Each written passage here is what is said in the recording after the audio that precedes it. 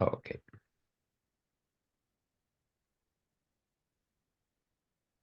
All right. Well, welcome everybody to our session today, session 8.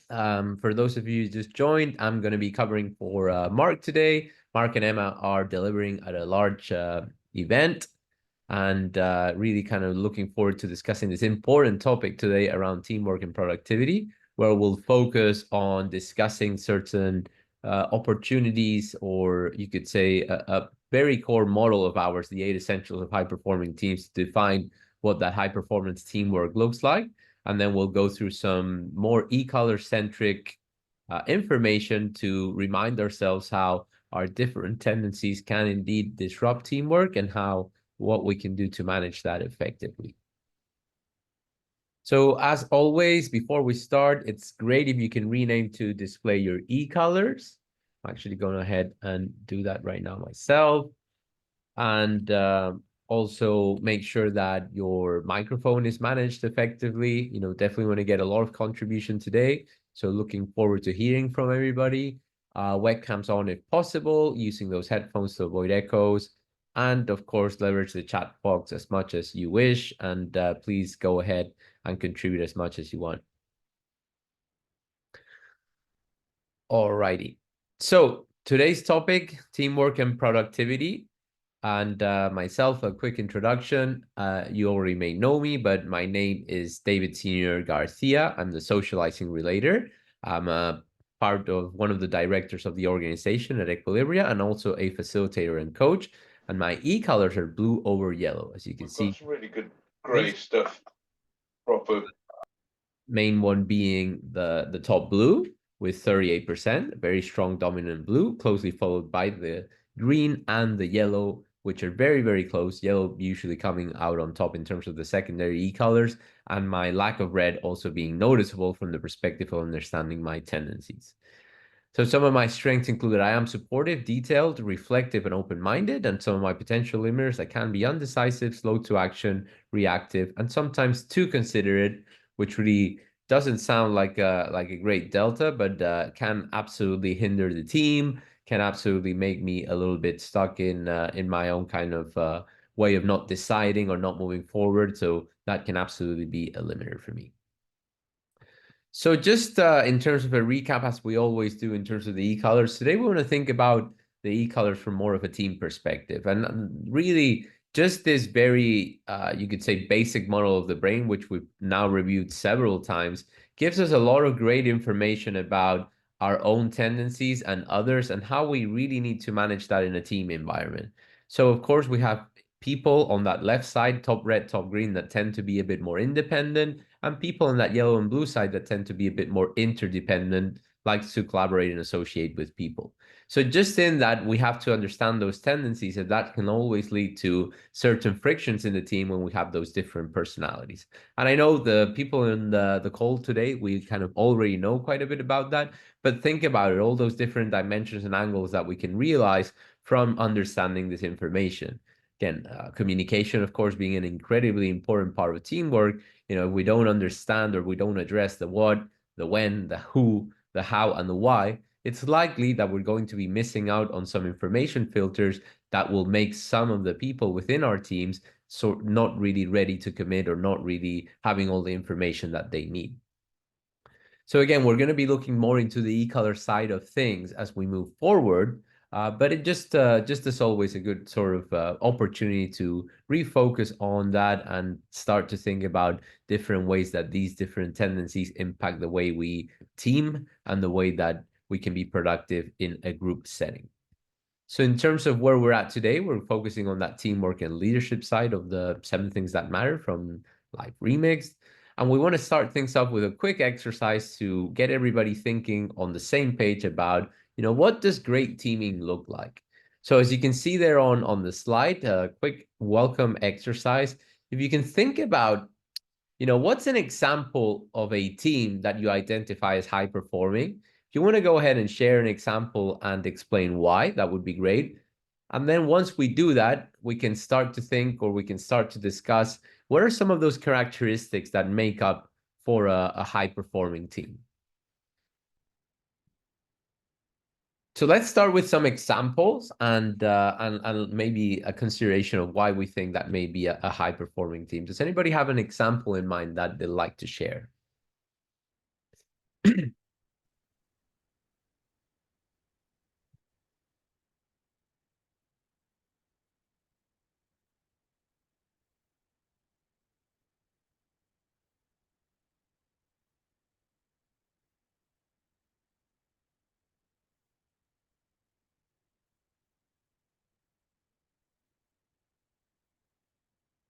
All right, so we have some chat messages already. Nuala mentioned around a team that is comfortable speaking up and sharing, happy at work, comfortable to speak up and share ideas. Lou, if that means you want to go ahead and share some ideas, you're welcome to unmute and go ahead and share. Maybe an Olympic athletes team. Very good. Happy, valued employees. A team that works well collectively, good mix of personalities, shared values, shared vision, cohesion. Very good. So again, I of course, everybody will have their own visualization of what that great team looks like. And sometimes we tend to focus on the end results. It may be teams that have achieved great, sort of, you could say, great achievements and great, perhaps material things or trophies or really reaching those goals. And that's certainly a good way to analyze it. But of course, on the day-to-day in the work environment, those great teams, sometimes it's more about, what you feel as being part of the team, being psychologically safe, understanding that there's great levels of trust, a team that understands each other, as Vanessa mentions there, a team that can healthily disagree, dare to disagree, you could say. Absolutely. Define roles and responsibilities, know and trust each other, support development, and allow each other to contribute and challenge. Very good. So those are great elements in terms of what makes up a high-performing team. And that agreement, as Karen mentions, in terms of how we can get those different perspectives. So great input here. And again, I just want to start by, you could say, getting a little bit of a sense of what we feel are some of those key elements when it comes to a high-performing team. When it comes to our model of visualizing and understanding performance at Equilibria, we focus on this concept of the 8 essentials of high-performing teams, which are those elements there. And in fact, we also relate to this model as an essential leadership cycle. So if you are indeed a leader of a team, it's a great process to be able to get to that end outcome of high performance. And if you are a team member or you're a contributor that wants to have a positive impact towards helping the team be more productive, achieve more, and ultimately be at that stage of better teamwork, this is also a great opportunity to be able to understand where there may be some strong points, where there may be some gaps, and really start doing something about it. In fact, last week we were Luis and I were working in Saudi Arabia with a client team, and this model was of particular interest as they are now growing a lot as an organization and are seeking some standardized practices to intentionally develop a given culture. When it comes to cultural change in an organization or when it comes to leading in a bit of a different way, it's really, really good to understand that there can actually be some steps in the way to get to your end outcome. So as it states in the model here, it starts with self and team awareness. And in fact, self and team awareness, shared vision and values, and clarity of roles and processes is what we define as driving elements.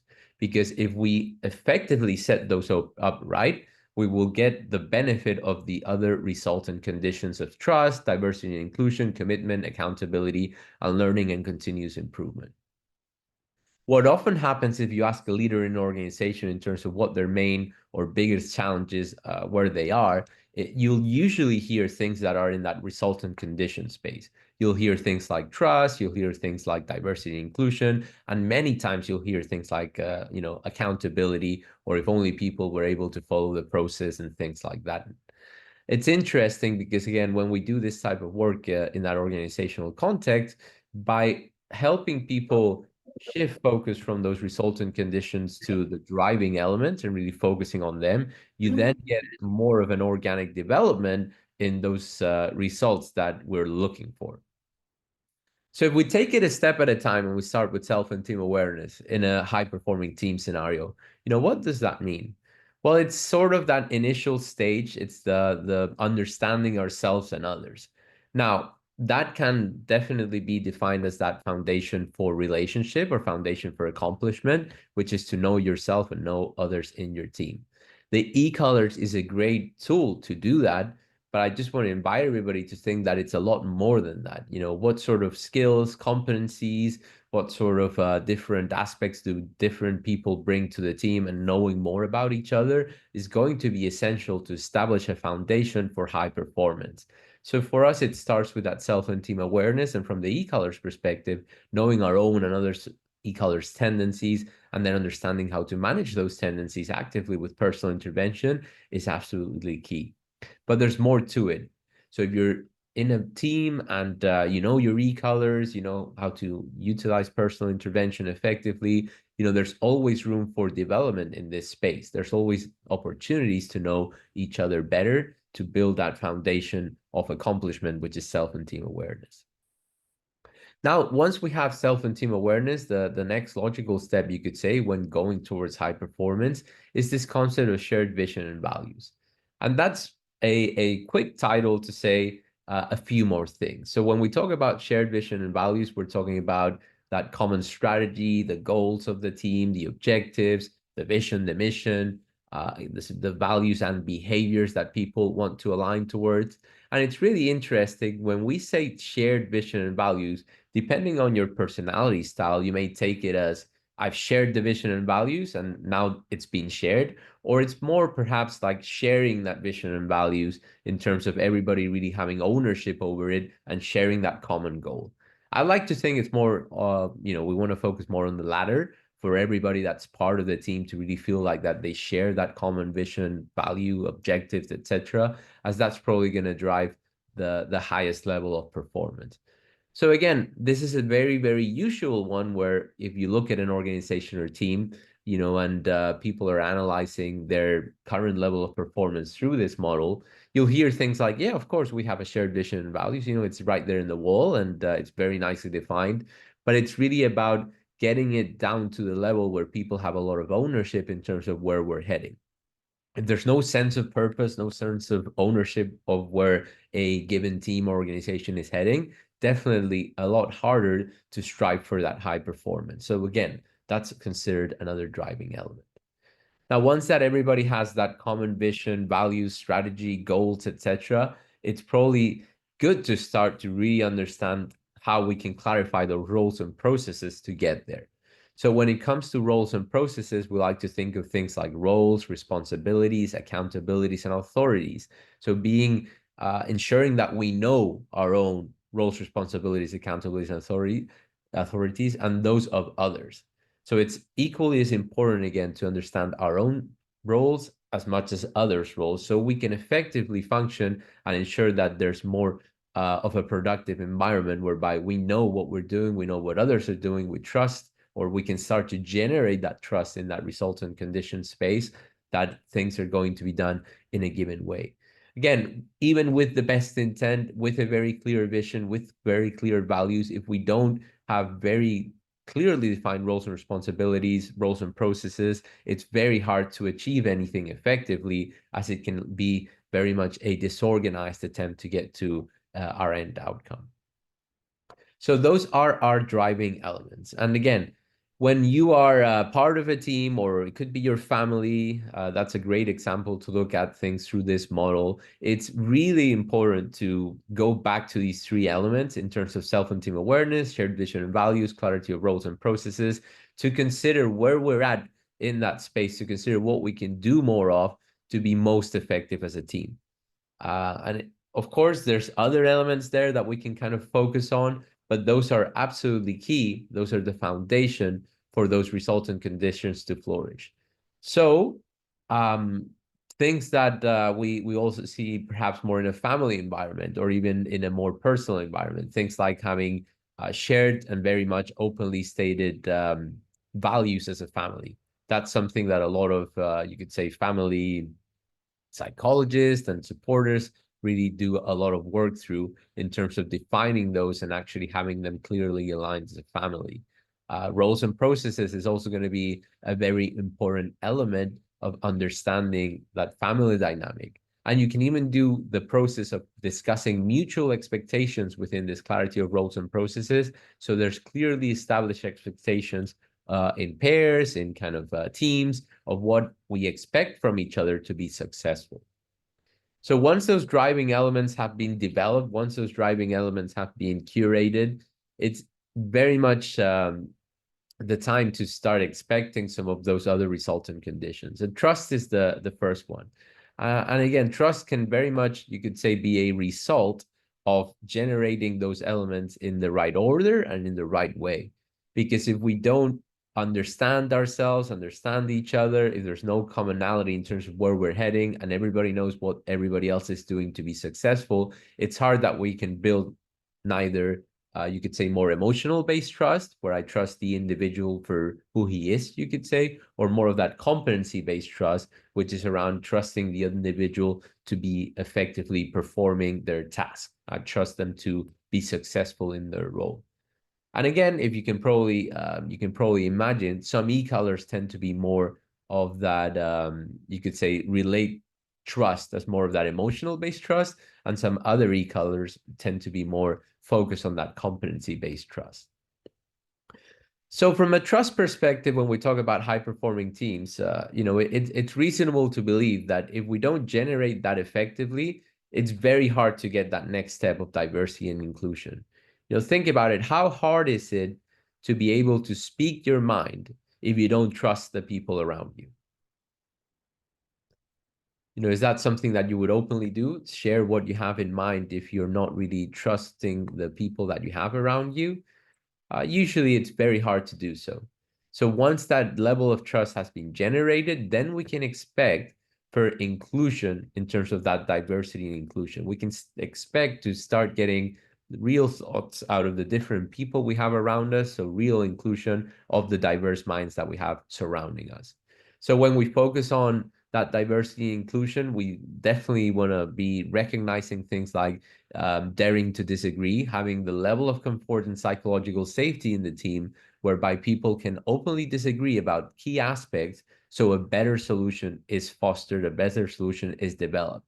If there's no disagreement in an organization, again, this doesn't mean confrontation or conflict. It's just more about disagreement from certain aspects. It's really hard to, you could say, to assess if people are speaking their true minds, because we're all different and we have different perspectives. Once everybody's given that chance to include their own perspectives and spoken their true mind, it's usually a good time, you could say, or it's probably we're setting up that process of commitment more effectively.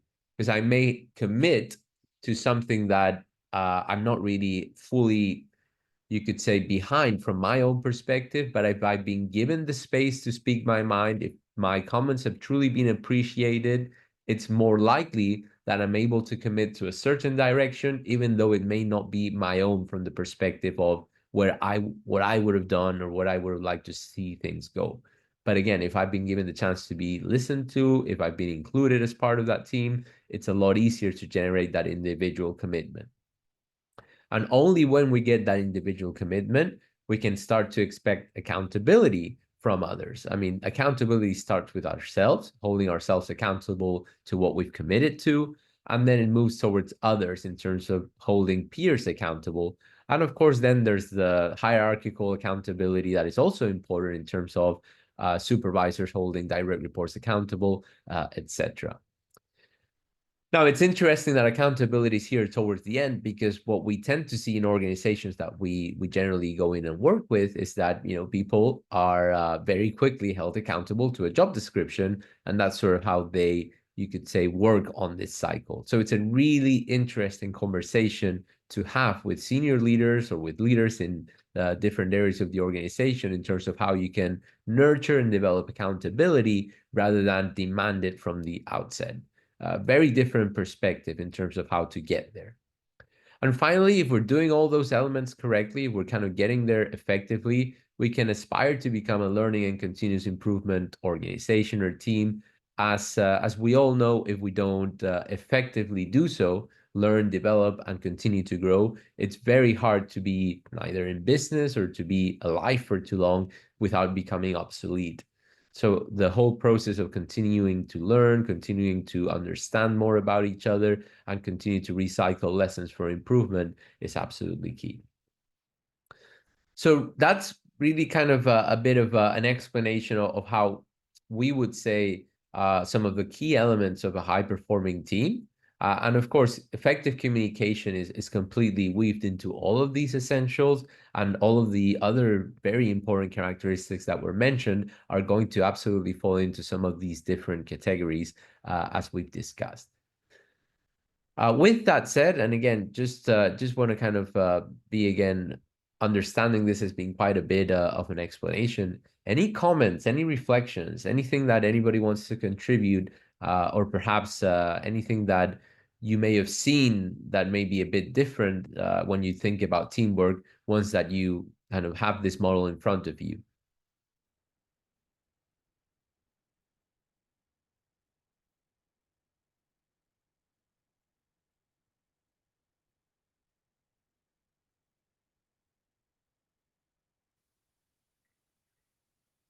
So, David, I'll go ahead and chime in. Good morning, early here from the U.S. I think we here in America, we have to go through this all over again. Our recent presidential and a lot of our local race has taken our kind of our system in selecting certain things has really caused a backwards swing of how all of this works together. As a nation, we're really going to be struggling now because now diversity and inclusion has been thrown out the door. And so trust is, whether it is competence or emotional, again, is out the door. And we're starting back from square one, even as my own company. We're taking on such a hit now to where we've deviated away from our culture that we worked so hard to build, and so it's going to be really interesting of how we're pivoting to this. We're pivoting to this accountability at the end, or we want outcomes without inputs, and I just don't know how that's going to work. So it's interesting. It's an interesting frame of how do I constitute this to our leaders about our commitments for consistency, for continuity, and ultimately for compassion. Thank you, Fred. And again, definitely interesting when there is indeed a very high time of change. It's when we can really leverage these types of tools to intentionally continue to build the team, the organization, or you could even say the nation at the end of the day, when it comes to relating to a big group of individuals. Thank you for that. Anybody else? Anything that perhaps you've established in the home environment or in your professional world? Do you have a very clear set vision for and mission for your team? Are you part of a team that has a very kind of clearly defined roles, processes, etc.? What would be some examples you could say that illustrate this model for you?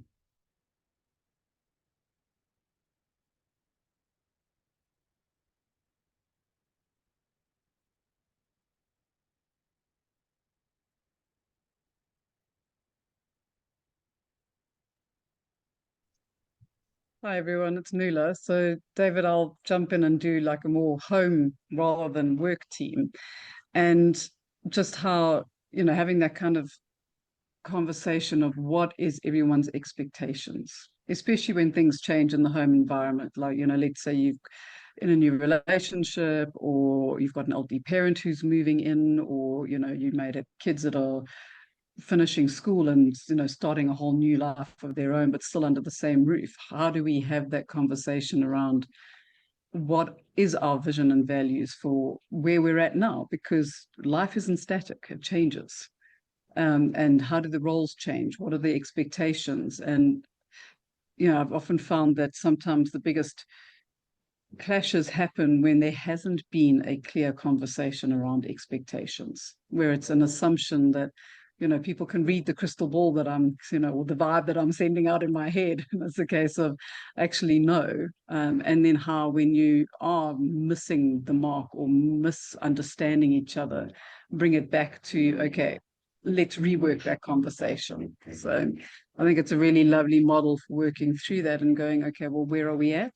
What do we want to achieve? And then bring it back into those resilient conditions. How do we build on that as we go along?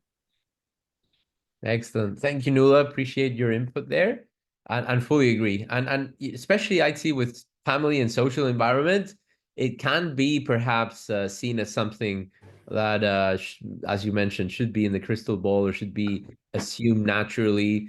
Or sometimes it's just even harder to have the conversation, in fact, in the home environment, to have a very clearly or defined conversation or intentionally work through this, because it's just the family environment. Things ought to kind of happen naturally, you could say. But absolutely, the more you can have a very much intentional conversation to help people, help ourselves and others understand how we can be more effective together, the better. And expectations, unmet expectations that haven't been declared are fascinating, aren't they? I mean, when we are not meeting the expectation that we didn't even know was set for us, that's always a very interesting topic of conversation. So yeah, thank you for sharing that.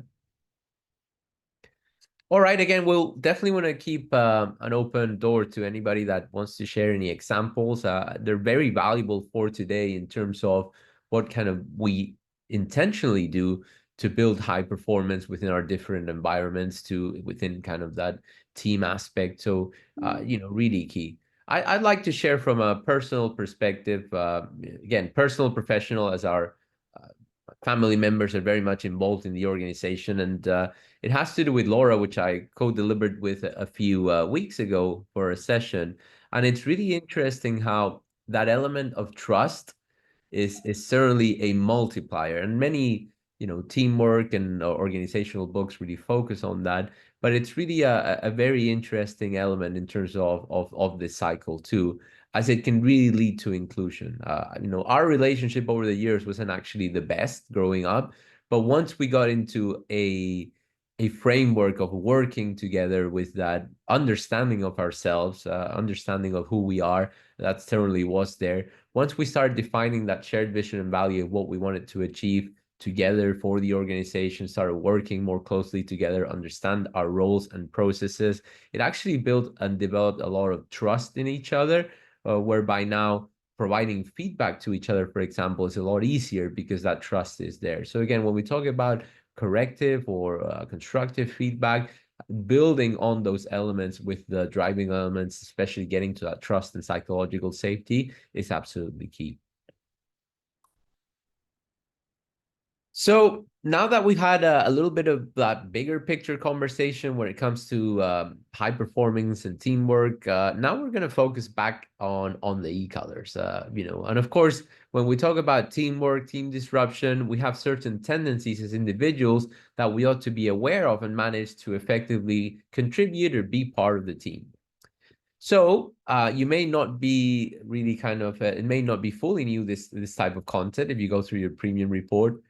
But again, I'd like for everybody to just share on the chat, or again, if you're more comfortable unmuting, how can you disrupt teamwork? And of course, as always, we're referring to more of a personality-based theme here. But what are some of the things that you naturally do that can cause disruption in the team?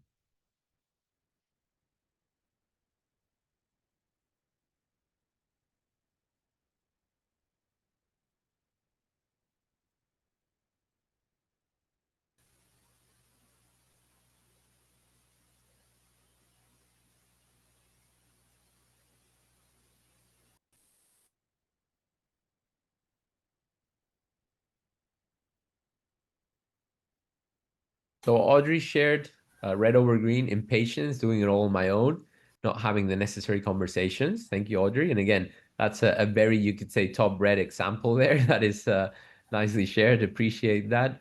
Nuala mentioned easily distracted. Heather, red over green, being a bit of micromanager, maybe too red, taking over, not listening sometimes. Paul, I can be harsh. Red over green. Refusing to have an open mind. Thank you for sharing that, Sari. Tim, showing frustrations too much. Perhaps you could say being overly emotional at times, showing those frustrations. Very good.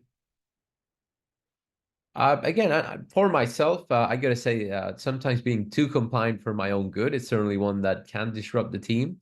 Oftentimes, just not wanting to confront, not wanting to be that sort of person that has a different perspective can leave me with an easier time not saying something or just not really contributing that much, and that certainly can also damage the team too. Great. So great examples in the chat. I won't read them all out, but you can go ahead and do so. But again, just as a reminder, and again, we have very good examples here in the chat. When it comes to the traditional e-colors content in terms of how I can disrupt teamwork or how can one disrupt teamwork, the top red usually a bit focused on control. So assuming authority, being impatient and domineering, that's usually a way that teamwork can be disrupted by a top e-color red.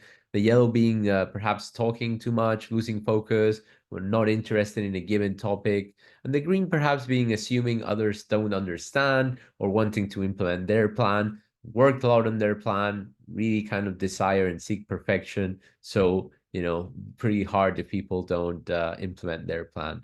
And for the blue, not contributing their ideas or being too compliant.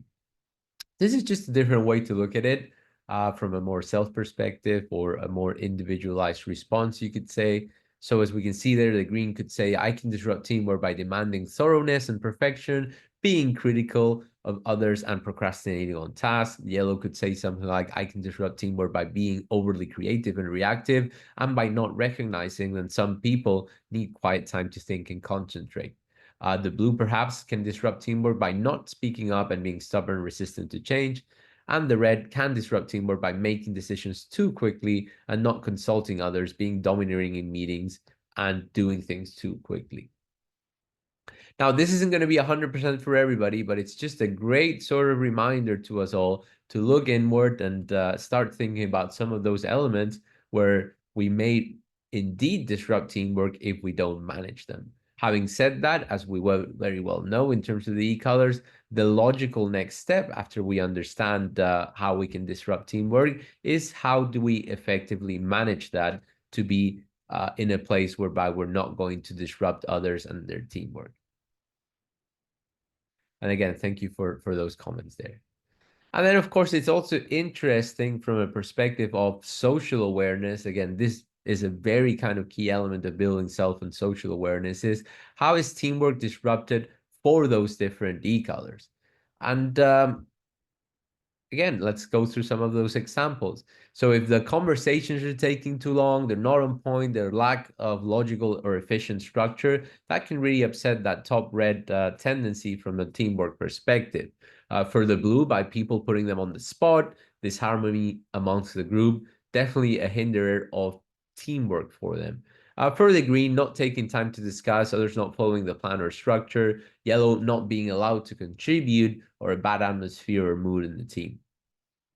And it's interesting if you can start to see the way one person disrupts teamwork or one personality style can absolutely be the descriptor for how do others disrupt teamwork for that usually diagonal e-color, which helps us raise that awareness of how important it is to manage those tendencies and understand those dynamics that come into play to effectively get to a point whereby we can be expressing our true selves, being our, living within our own tendencies, but yet understanding and building bridges with others that are different to us. And we find this to be really such a common element when it comes to teamwork. And people may not even pick it up at the beginning because there's more of an association to certain people being a given way. But if you break that down a bit further, it's usually just everybody trying to do their best in the team for their own reasons for good. But again, expressing that through their tendencies, which if are very different to ours, can sometimes feel like, though they definitely get to a frustration point pretty easily, But if we're able to tolerate, accept, and embrace those differences more effectively, all the better for the team. So again, in terms of how teamwork is disrupted for those different D colors, the red by things or people taking too long and through lack of clarity and control or not being listened to. For the blue, by there being too many people and being put on the spot or in the limelight by aggressive, domineering, or unfair people. For the green, by people not wanting a detailed plan or sticking to the procedure, and when people rush and jump the gun. And the yellow, by not being included or when there is tension in the team, or through negative or pessimistic people. So very much something to be aware of as we continue to develop within our e-colors and continue to manage those tendencies to be effective in that team dynamic and team setup. So when it comes to teams and these tendencies, it's always good to remind ourselves that there are certainly things that we can do to manage those tendencies, and we have certain strengths and potential limiters that we can very closely leverage and manage to be effective in these different dynamics. So if you think about yourself again, what are some of those strengths that the team can count on you for? What do you think are your superpowers within that team environment that are going to really help the team move forward effectively? Let's look more at the positive. Empathy and compassion. Thank you, Fred. Empathy and compassion. Very good. And these may be a little bit personality driven, but they may also be more enrooted character traits that we bring to the table. There's certainly no limit to what we can bring. It doesn't have to be just contained within our style. So calm and supportive energy from Paul. Audrey, decision making and analytic. Thank you very much. Nula, optimism, getting people excited about work, new processes, being the cheerleader. That, again, thank you, Nula. Very important always to get people really pumped up and ready to go. All right. Thank you, Heather. Organization, positivity, getting shit done. Very good. So again, we all have these strengths that we can play into when it comes to a team environment.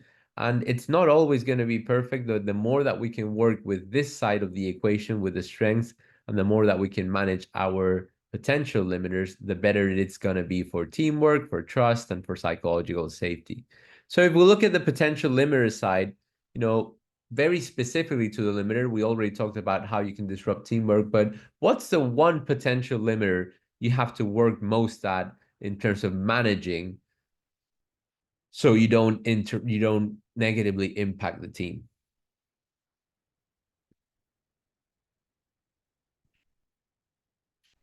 Not speaking up for Paul, distractions for Nula. The timing of when to speak based off of present change. Absolutely, Fred. And again, that's always going to be a challenge because we're all different, and how you may be perceived by certain people too early, too late, it's hard, but certainly good example of what we want to have in mind when communicating information. All right. So again, worth considering what are some of those elements that we definitely want to be intentional in managing from our potential limiter side so we don't hinder teamwork. So at the end of the day, as you very well know, it's all about what we do to manage these tendencies, and personal intervention is key. So if we usually just go with our personalities and react without awareness of ourselves and our surroundings, typically we like to say that we're going to get more unintentional consequences. Now, that doesn't necessarily say bad results. It just means we are getting consequences without being as intentional over our management of our behaviors as we could have been. And when it comes to really understanding our character, responding with awareness of ourselves and our surroundings, we can get closer to those intentional results, which again, are not always going to be great results, but even if they're not, it will leave us with a much more satisfied feeling that we did everything we could, everything that was in our hand to manage our tendencies and the situation that we involved in rather than just reacting from our tendencies without thinking too much about it. Now, this isn't always possible. It's worth kind of pointing that out. There's a lot of inputs that we get on a day-to-day basis, and to a certain degree, our system one thinking has to take over, which is a more reactive, you could say, characteristic or tendency-based behavior. But it's worth pulling ourselves into a more focused response element, or a more focused response situation or intentional behavior when the stakes are high, when some of those elements could really lead to highly consequential, you could say, results or consequences to our behaviors. So the self-monitoring aspect of personal intervention is really key. Again, some may argue that we can always be in a state of mind whereby we can intentionally press pause and play, but it tends to be that when you look at brain research and things of that matter, we're probably not always going to be humanly or mentally capable to be in that 100% intentionality approach. I'm sure the more we work at understanding our tendencies and managing them, we can become overall more effective. But when it comes to really being intentional about managing our tendencies, we want to monitor when that needs to happen, so we can take that extra step of considering things through a little bit further and being able to effectively press pause or play. And as we know, that pause and play, it's a way to leverage our strengths more profoundly and manage our potential limiters so they don't impact us negatively.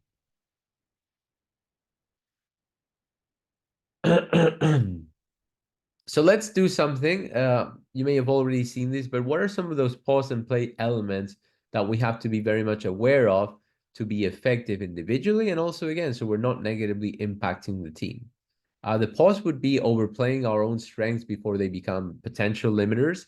You may have already heard the concept of overplaying our strengths becoming a limiter. For example, we may be incredibly assertive and really have a very clear vision of where we want to head, be a doer. But if we overplay those tendencies, sometimes it can translate or be communicated to being a bit pushy or domineering, for example. And of course, you can give an example for any of the different e-colors from the perspective of overplaying a strength. So generally speaking, when we talk about pause, it's about slowing down, stop talking, listening, and analyzing. And the play becomes about engaging, speaking up, taking action, and involving others. And generally speaking, we want to play on managing our potential limiters so they don't hinder us negatively and potentially become our strengths, but ultimately so they don't have a negative impact on our behavioral tendencies.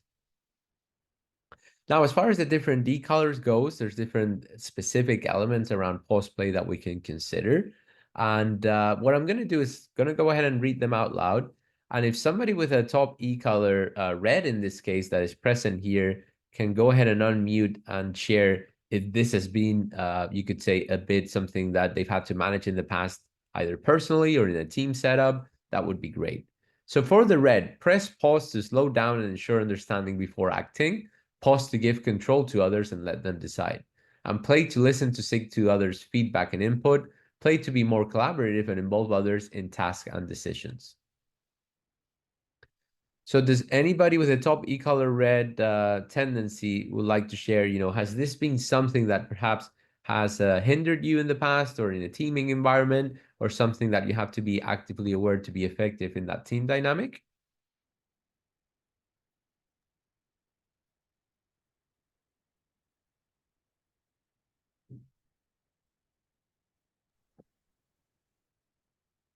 Reed, I saw you unmute, but I don't hear you. I don't know if that what's an issue there. No. Can anybody hear Reed? I can't. No. Okay. Sorry, Reed. Thank you for your contribution, though. Appreciate you trying. Appreciate it. All right. Anybody else with the top red? I can see a few more people that have top red. I'm trying to think of an example.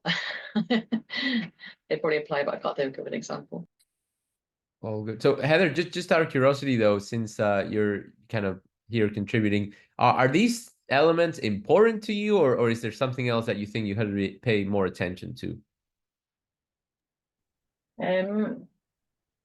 I think they're all the things I'm trying to learn from. I think I do know where I could go wrong. So particularly in health and safety, a lot of the time you can, this is health and safety. This is what you've got to do. You've got to do it like this. I've had to learn over the years to sort of find a little bit more of the grey areas of stuff in the work that I do, and try to be a little bit more open to other ideas and things as well. So rather than you can't just, you've got to do it because it's the law, but I work in the events industry, and so you've got to, there's a lot more grey areas, sort of the hard and fast health and safety rules that come across. So it's been certainly challenging, but it's good, and that's what makes it fun. But the leadership, I'm very new to being a manager, so it's just learning sort of how to manage that with other colleagues, and rather than just going home and doing it all myself. Absolutely. And again, especially with elements like health and safety, whereby you do want to implement an end outcome that is required. Sometimes it's more about the approach to get there rather than what you're ultimately going to achieve, which has to be defined by that end outcome that you're seeking. But how do we influence others to get there with us, and not perhaps overly leverage our style, right? That's always an interesting perspective. I think I'll fix my microphone now, guys. There you go, Reed. So I'm sitting at a hot desk in my new office. So, for me, it's very simple. Being a strong colour red, been practicing this for a long time now. It's simply just listening, the ability to sit and just listen. Because my strong tendency to jump in, very, very impatient to listen to someone that's, say, green, that's going into a lot of detail. I already have the answer, perhaps, in my own view, and I'm used to be very quick to jump in and give the answer before the person's had a chance to express themselves, not realizing how much upset that would cause to someone. I didn't see it that way. I was just moving things along quickly. Once I learned that that was actually upsetting people within a team environment, one, it upset me to think that I'd upset someone. But completely unaware of doing so. I mean, completely unaware. When someone pointed it out to me once, I was like, what do you mean that person thinks I'm a bit too... I think the word scary was used once. Someone said that I was a bit scary. That destroyed me. The thought of people thinking I was scary. I thought I was a nice, gentle, warm person, which I am. But if I keep jumping in and interrupting people and speaking over people that are different tendencies to me, now I've learned this, I can be scary, right? That strength can be overpowering. So for me, it's just about basically shutting up, listening, observing the room, and then only speaking when I need to. I speak a lot less now in meetings. I mean, 90% less now in meetings than I used to, but the outcome is, the actual outcome is still perhaps where, if I'm leading a meeting, I'm trying to get to a point, an outcome in the, say, a design workshop. Nothing's really changed there. We still come to a good conclusion without me having to keep jumping in all the time. Excellent. Finally, what I also realized was, because people got to know my tendencies, it prevented other people from speaking up. They expected me to speak the whole meeting. So everyone that was on the green and blue side would just sit back. So when I was like, come on, guys, you're not contributing towards the meeting, it was me that was causing that. In the first place, it wasn't them. It's because I created an environment where, well, Reed normally doesn't shut up for 20 minutes, so I'm just going to sit here and listen to him, and then I'll just get out of here and have a coffee. So it's been a very, very interesting, life-changing adjustment that I've made. Huge adjustment. Thanks, guys. Excellent. Thank you, Reed. And again, a great example there of the individual characteristics and how can they really impact teamwork. And again, very well described there in terms of management of our own tendencies and how that can create a very different team dynamic for the rest of the team and for those results to keep coming. From a top yellow perspective, that pause on focusing to ensure understanding before moving to action tends to be important, and pausing to give others a chance to voice their opinions, and play to be more organized, less reactive, play to plan more, and focus on those details. That tends to be important. So again, if anybody wants to share a little bit of a reflection from this slide and anything that perhaps is really applicable or anything that we're actively working on to ensure that these tendencies don't impact ourselves and the team, you're very welcome.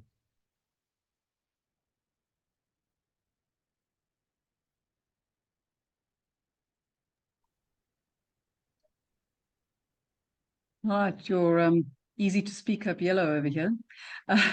So for me, I think probably one of the big things is pressing play on focus time and pressing, pause on being distracted and easily kind of going, oh, look, there's a squirrel, or someone's walked past, or, something else looks more interesting when I have to complete something. And I do find putting deadlines in place really hard, but for clients and for my team, putting those deadlines in place and then working towards actually meeting them is a huge challenge for me, but something that makes everyone else a whole lot happier and more comfortable. Absolutely. Thank you, Nuala, and thank you for sharing a strategy at the end of the day to overcome those elements, which is absolutely key. We are all very much aware of this, but it's about understanding the tendency and setting up some strategies to be able to manage them effectively. So just closing out, pause on the blue for stop dwelling on things beyond your control. Pause to be open to changes in decisions and actions, and play to speak up and contribute views and feedback. Play to actively ask for clarification if unsure. And again, don't want to delay this too much, but if anybody wants to have, again, an opportunity to share how they're actively managing these tendencies or anything that really impacts them personally from the team perspective, you're very welcome to share. I'll go, David, as I'm one for not speaking up. Thought it'd be a good opportunity to speak up straight away.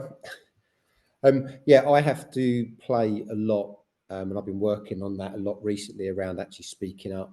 And it's something I've always known.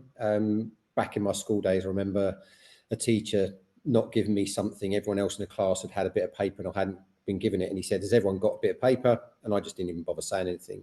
And he did the one thing that I also don't like, is he kind of reprimanded me in front of everybody. And I think from there, kind of subconsciously, it stuck with me that that's something I've always been. And I tried to change that a lot over the years, but still very difficult. More recently, understanding the whole sort of personal intervention and that I can actually, it is within me, I can do these things. I tend to kind of play that a lot more now. And just quickly on the pause, yeah, I used to be quite bad at dwelling on things outside of my control. I'd want to control everything, which is perhaps a little bit my red tendency coming through. And it used to frustrate me when I can't. And probably, I think last year that sort of come to a head with some personal things that were going on. And it really stressed me out and kind of left me with a lot of anxiety and stuff like that, which led to other things. But I'm definitely got a grip on that now and kind of just sort of perhaps let it come, watch it pass, and then just pause and say, no, don't go there. So yeah, it's definitely given me the certain events have helped, and then having this as a tool set's definitely helped there as well. Thank you for sharing that, Paul. And again, the as you well mentioned around the speaking up, I do quite a bit of work with other top color blues in terms of just supporting them and coaching and things like that. I always kind of tend to say it's very hard from a tendency perspective sometimes to jump in and do those things, but just doing it and realizing that the consequences are not fatal and just continue to do it, building that new habit is certainly one way to tailor that sort of opportunity. And again, same for public speaking, videos, etc., which again, I'm not very much around that too much. I don't really like the camera being on me. So it's a good sort of opportunity to continue on and build that skill, which I know you're doing. So acknowledgement for that. And the green, we want to press pause on being overly analyzing, pause on being overly critical and self-critical, and play to try new things and be more open to others. Play in terms of accepting people who don't meet our standards. Great. Again, within a team environment, the top green, I have a lot of green myself. It's sometimes hard to you could say, let go of that desire for things to be perfect, but sometimes in order for it to be progress, and when people are involved, perfection is perhaps unattainable in the eyes of the traditional top color green. But again, understanding those elements and being able to manage them is absolutely key. So just in closing, at the end of the day, you may know the golden rule of life as treating people as you would like to be treated, of course. And I always like to say this is excellent for when it comes to things like dignity, respect, and some of those fundamental human, you could say, behavioral tendencies that we need to have a baseline. But of course, the platinum rule of life, if we start treating people as they need to be treated, and we take into consideration their tendencies, who they truly are, it's going to be a lot more effective when it comes to a team setup. So just closing out in terms of a debrief, we're really great session for today. And again, we went through the 8 essentials of high-performing teams, and then we had a more e-color-centered discussion about some of those elements in terms of our own tendencies and those of others, of what we can do to manage those, and what we can do to acknowledge that understanding of other people's tendencies to be more effective in that team dynamic. With that, I just want to thank everybody for your time today. Looking forward to future sessions, and really kind of enjoyed our conversations today. So thank you. If anybody wants to shout out or share any comments, you're absolutely welcome to. But if not, we'll consider the session concluded for today. Have a great rest of your day.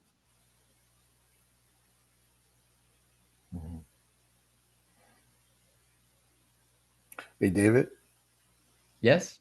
So I think one thing that I guess comes to mind for me here, and just looking at it as a whole, back to several people used kind of the gray space.